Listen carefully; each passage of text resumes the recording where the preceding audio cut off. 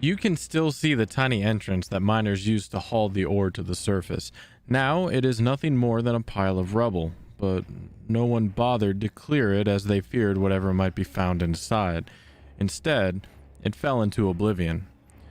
For today's Surviving the Fog, we are going to look into MacMillan Estate's The Suffocation Pit. Now, before we get into it, for those who may not know, we do stream throughout the week on twitch.tv/Parklis.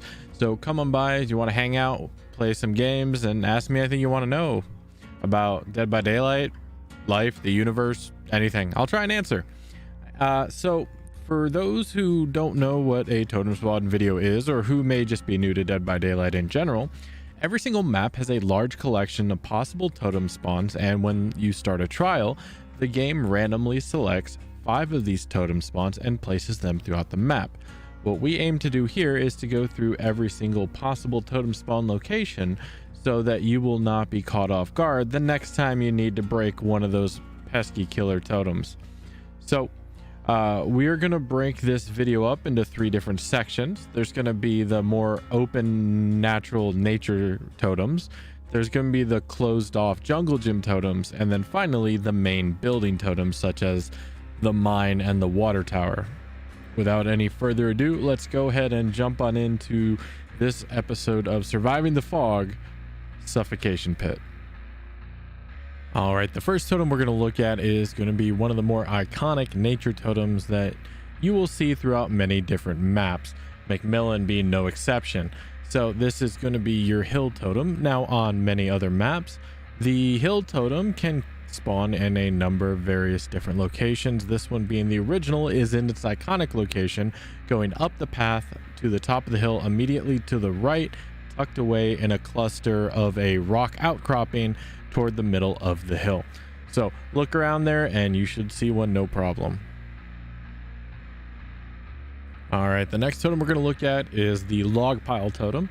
Now, this one you'll most commonly see on the shack side of the Suffocation Pit. However, it can be more towards the mine itself. For this totem, it's going to be on one of the 2 sides. There really isn't a good way to determine which of the 2 sides is the totem side.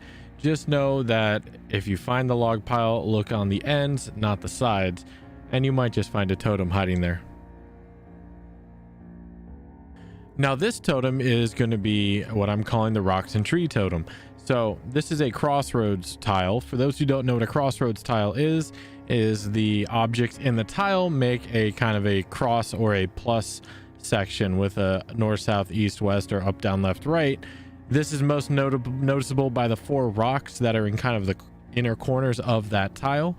This totem is going to be on the interior of the tile, where 2 rocks flank a tree, and tucked away in between those rocks up against the trunk of the tree is going to be your totem.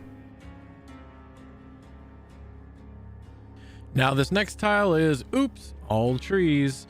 Yeah, a lot of times you'll see, especially on these earlier maps like MacMillan and some Auto Haven maps, there's basically nothing here except for all trees. Sometimes you'll see a generator or a hook, but really not that much to write home about. So it's a large collection of about 9 trees, I believe. This totem is going to be on the interior of the tile. There's going to be kind of a skinnier tree that this one's going to be on the trunk of. A lot of times with these all tree tiles, the totem's on the biggest, thickest tree. Not this one. This one's actually kind of behind in one of the kind of inner corners of the tile. Okay, now here's an interesting thing about Oops All Trees tile. This is another version of the All Trees tile, except for it seems to have spawned as a half section. So this is the exact same tile, except for it only spawned half of it. The totem's still going to be here, but because it's up against the hill tile, for some reason, it can spawn as a half tree tile. So keep a lookout for the trees. You might not see all 9. You might only see about 4 or 5, but there could still be a totem there. So just wanted to point that out. It seems like a unique interaction. Now, this next one is another rocks and trees tile. It's going to have 3 large rocks, a handful of trees. There's going to be 1 rock that's going to be flanked by 2 trees. It's one of the larger rocks. And then towards the interior of the tile, that's where your totem's going to be. Now, I believe there can be a pallet that spawns between the rightmost tree and the rock that's next to it. Also, there can be a hook and a generator like most tiles, but that's where your totem's going to be. It's not the biggest rock, but it's the one flanked by 2 trees. All right, now this one is similar to the Oops All trees, except for it has the big rock in the center of it. There's a couple rocks on the outer edge of the tile, but the most key feature here is the centralized rock, kind of like a King Arthur Sword in the Stone or Legend of Zelda Master Sword kind of deal. It's very obvious where this totem is, so you shouldn't really miss this one. So you find a bunch of trees and a large rock on one of the 2 sides of that rock. There might just be a totem there. Okay, a little more well hidden than the Sword in the Stone rock. This one is another one of those nature tiles. It's mostly trees. However, you have a handful of rocks that's kind of spaced out between this tile, usually on the outer ring. There is a singular rock that is flanked by 2 skinny trees, usually towards one of the corners of this tile, still facing inward. That's actually where your totem's going to be. It's kind of a running theme through most of the maps, where if you see a rock flanked by 2 trees, odds are going to be that's where a totem spawn was going to be. And this one's no different. All right, the next one we're going to look into isn't exactly nature, but it kind of fits in the open air theme. This is the start of the junk tiles. This one is kind of a crossroads tile. It's most notable by the 2 sections on the far end of one of the tile that come together for a pallet, kind of in a open V formation or an obtuse angle. The totem here is going to be on the interior of the tile, right where the pallet is. To the right, tucked away in those boxes next to the wire spool, is going to be your totem. Now, the next junk tile we're going to look at is going to be kind of a smaller version of what you'll see in other maps, which is like a 3 or 4 lane. This is a 2 lane that is intersected by an opening, causing a diagonal kind of H look. There is usually going to be a pallet here, which is next to a large box that has a blue tarp. This is going to spawn a totem as well, which is if you go up to where the pallet is, kitty corner from that on the opposite side of the H through the central intersection is going to be your totem tucked away between some boxes. Can't be hard to miss. Now, the next to the junk tiles is going to be kind of a unique one. This one you usually see on the edges or the corner of the map. You'll notice 2 large boxes with blue tarps on it. Most of the time, there's going to be a pallet on one of those intersections. Sometimes there's going to be a generator, sometimes a hook, just like most tiles. There's really nothing really specific about this tile, except for the fact that it's really nothing specific about this tile, which is what makes it so unique. Now, this totem is going to be opposite of where the pallet would spawn, to one of the corners of the tile. Now, the final one of the junk tiles is going to be probably the most obvious and noticeable of the junk tiles. This is the tank track tiles. This is most noticeable by the tank treads that are just kind of chilling there. Not sure how they got there, but probably some heavy mining equipment. Now, this is also going to have a collection of boxes sparsed out throughout the tile. There is a larger cluster of boxes that have standing boxes, and tucked away in that corner between the 2 boxes are going to be your totem. So keep an eye out. Now, as we move out of our nature tiles and our junk tiles, we start moving into the jungle gym tiles. For those who don't know, jungle gyms are seen in almost every single one of the maps. They may look very different from one another, but the idea is still the same. This is the most basic of the jungle gyms. This is called basically the jungle gym. It'll usually have a generator. It'll have 1 window, and diagonally from that window is going to be your pallet. In front of that window is going to be an opening. Usually sometimes there's a hook here. There's always going to be some lockers. This totem is going to be on the interior of the jungle gym toward the back corner opposite where the generator is going to spawn, tucked away in a corner next to some boxes. Now, very similar to the standard jungle gym is in what many people argue and believe to be probably one of the most, if not the most powerful jungle gym tile that ever to exist. This is the long wall jungle gym. It's most notable by the very long wall on one side, where on the normal jungle gym an opening is. And across from that is going to be your pallet, 2 other openings on either side.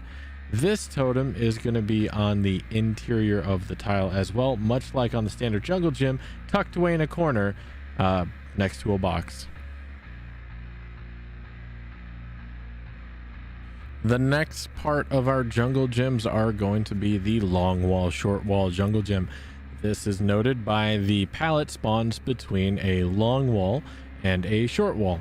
And then on the back side, there's going to be 2 broken pieces of walls, one that continues on and one that has kind of looks like a C that faces the interior of the tile.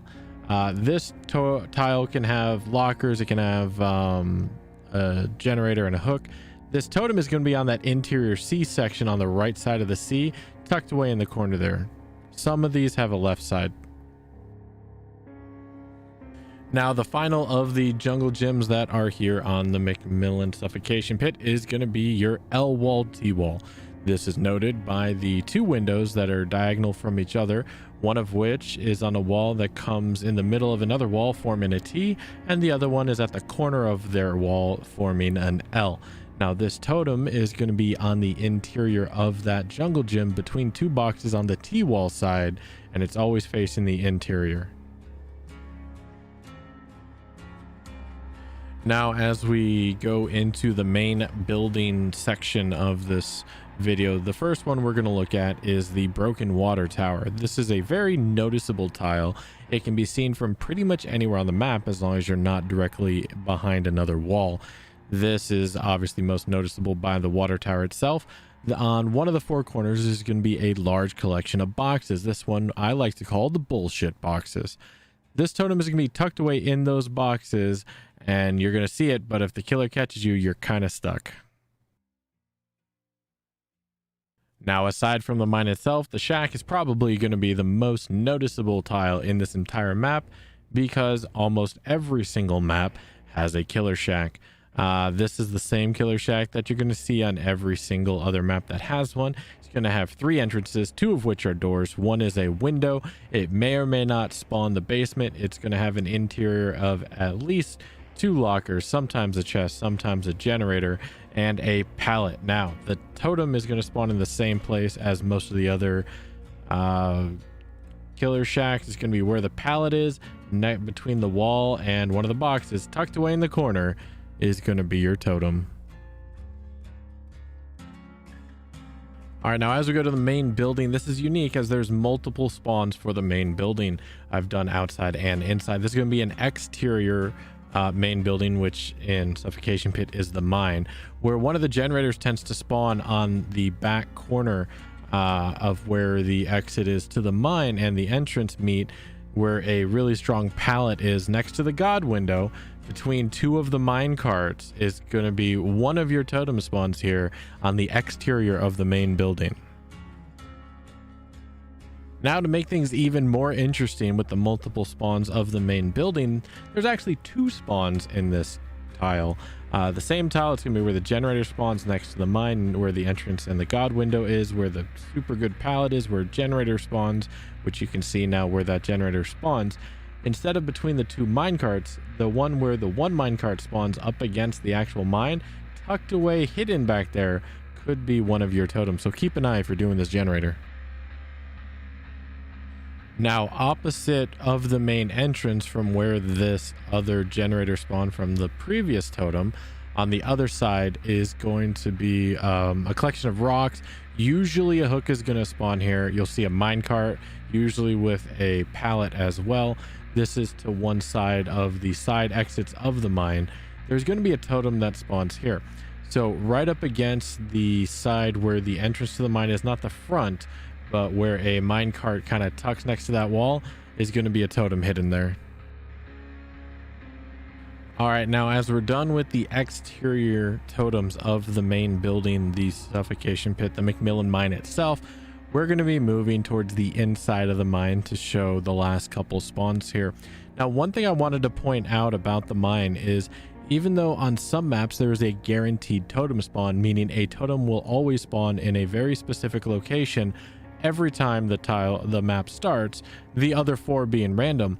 This one has a general area guaranteed totem spawn. What I noticed while making this video is even though a totem didn't always spawn in a specific place inside the mine itself, there was usually almost every single time a totem in one of these totem spawns around the mine. One of these 5 spawn, 3 on the outside, 2 on the inside.